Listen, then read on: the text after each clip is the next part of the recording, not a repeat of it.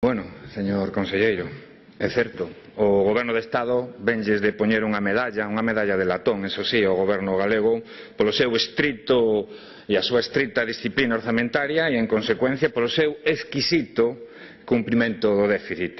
Todo un paradoxo, por outro lado, cando o Goberno de Estado foi o primeiro en incumprir ese teito de déficit imposto por Bruselas, cunha desviación de case un punto, é dicir, nada despreciable. É curioso que mande cumprir quen non cumpre.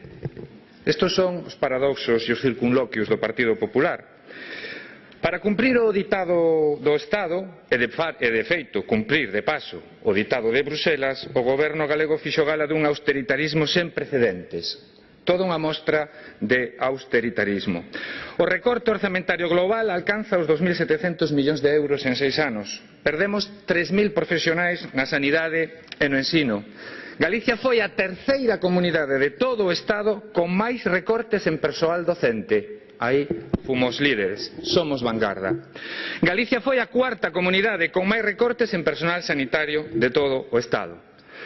Galicia recortou 400 millóns de euros en materia educativa en pouco máis de 6 anos e case 300 millóns de euros en sanidade. Os recortes en sanidade chegaron a tal extremo que Galicia ten o único goberno de Europa investigado pola morte de doentes a quen se lles negou un tratamento vital.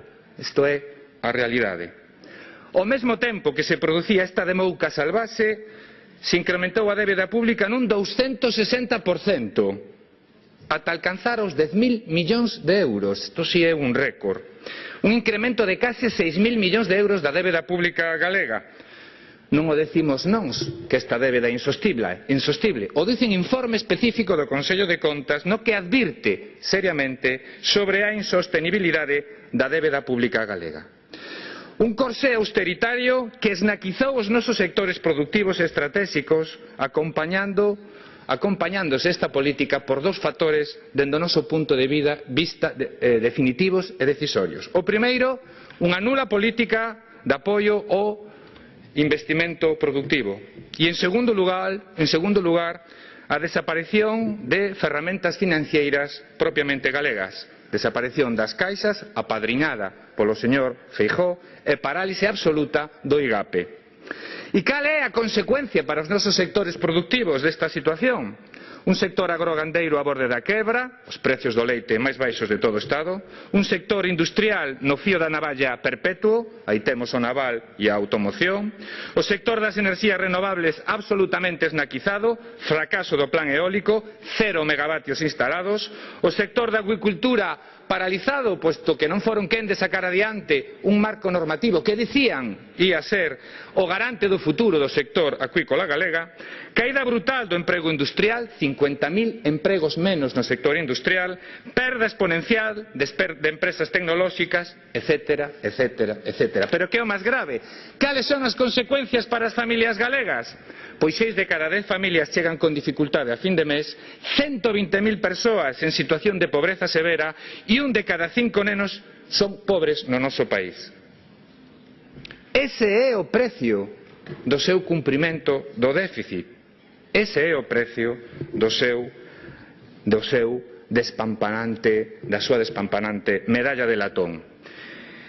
E cal é o premio? Cal é o premio que lle dan ao goberno galego por provocar todo este sufrimento? Pois 200 millóns de euros dun fondo de superávit, en teoría, que se vai a investir en que? Pois se van a investir 200 millóns de euros na campaña electoral máis longa, máis cara da historia mundial. Superan vostedes os gastos de campaña do señor Donald Trump. O deixan o señor Donald Trump á altura da mera e simple calderilla. E en que se concreta no eido educativo esta campaña máis propia do señor Donald Trump? Pois en 20 millóns de euros do fondo de superávit para obras en centros. Isto sí que é, bueno, poderíamos tomalo con humor, pero o certo é que máis ben semella un insulto que unha proposta política seria. E lle vou a decir por qué. Galicia ten aproximadamente 1.200 centros de ensino públicos. 1.200 centros de ensino público que foron abandonadas a súa sorte durante 2 legislaturas. Aulas sen calefacción, nenos que van a clase con abrigos, porque non teñen unha temperatura axeitada, instalacións eléctricas que non soportan o consumo dos propios centros, carencias en infraestructuras absolutamente inaceptables. Pero isto é o máis curioso. Cal foi o recorte na partida de reparacións, ampliacións e melloras acometida polo goberno galego?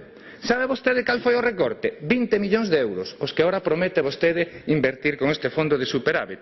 Os fondos destinados a reparacións, ampliacións e melloras nas etapas de educación infantil, primaria e secundaria eran de 23 millóns de euros no 2010. No 2016 son 3,6 millóns de euros. Lle quitan 20 millóns e os meten nunha campaña de propaganda agora sí, cun fondo de superávit. Esta é a realidade, señor Rodríguez. Vostedes están facendo simplemente propaganda. E ademais, lle digo unha cuestión que eu creo que vostede debera entender. Simplemente facendo unha xestión eficiente dos recursos dispoñibles dentro do seu modelo, meténdome e simplemente asumindo o seu modelo educativo, vostede podería dar unha resposta cando menos máis axeitada ás necesidades, ás verdadeiras necesidades dos centros educativos. Voulle facer propostas concretas. Fíxese, insisto, dentro do seu propio modelo. Se aforráramos os 400.000 euros investidos nas súas reválidas absolutamente fracasadas e inútiles, imagino que isto sí o recoñecerá, poderíamos dotar os equipos de orientación específico do persoal pendente. Recórdolle que os 4 equipos de orientación específico están sin persoal necesario, coas vacantes pendentes de cubrir, persoal fundamental este sí para atender a diversidade. 400.000 euros que aforramos das reválidas inútiles para profesionais dos equipos de orientación específico. Recuperándose este goberno o préstamo universal de libros de texto, un préstamo universal que garantía que todos os nenos, sin distinción de clase, tiveran o material necesario, vostedes aforrarían uns 3 millóns de euros de gasto ineficiente. Con isto poderían contratar 120 especialistas en pedagogía terapéutica ou audición e linguaxe para dar unha resposta verdadeiramente efectiva aos nenos que teñen necesidades educativas especiais ou simplemente necesidade de apoio educativo. Isto sí lle permitiría a vostede facer un gasto eficiente dos recursos. Adaptando recursos adicados ao ensino da relixión á demanda que esta asignatura ten, xa lle digo, simplemente adaptando os recursos que vostedes adican á relixión á demanda real desta asignatura, vostedes poderían aforrar 11 millóns de euros. Recórdolle, señor conselleiro, que nos últimos anos a caída da matrícula de relixión foi dun 40% do alumnado. Se vostedes adaptaran, reducindo un 40% os recursos adicados á relixión, disporían de 11 millóns de euros. Que podían facer con ese diñeiro? Pois un plan de apoio ao ensino do rural no que vostedes pecharon 500 aulas nos últimos 6 anos e 100 centros de ensinos. 11 millóns de euros para un plan de apoio ao ensino rural que de verdade o necesita para supervivir. Reordenando a rede de centros concertados de acordo e permitindo que non houbera redundancia na oferta de plazas, é dicir, reducindo a oferta de plazas concertadas en aquelas áreas onde hai aulas públicas e plazas públicas dispoñibles, poderían aforrar vostedes un 20% dos recursos dedicados ao ensino concertado. Poderían conseguir vostedes un aforro de 47 millóns dos 237 millóns que dedican cada ano ao ensino concertado. E con isto que poderían facer? Pois poderían, por exemplo, contratar 1.800 docentes ou 1.800 profesionais do ensino que este sí, co seu traballo día a día, manteñen a calidade do noso sistema educativo nos niveis aínda exemplares, a pesar de vostedes.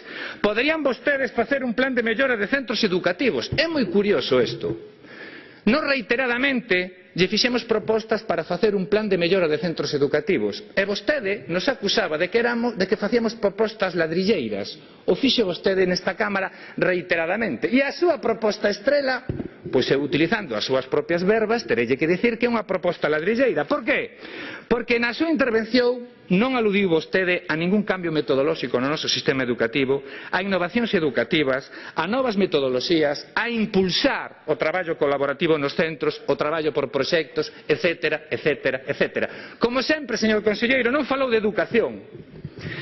Sin embargo, eu non considero que os investimentos nos centros educativos sexan investimentos ladrilleiros. Son as escolas onde reside a nosa calidade do ensino. Son entre as paredes das escolas onde reside o futuro do noso país. Invista nelas, pero non en propaganda como está a facer vostede agora. Non presuma da medalla de latón que lle puxo o Goberno do Estado.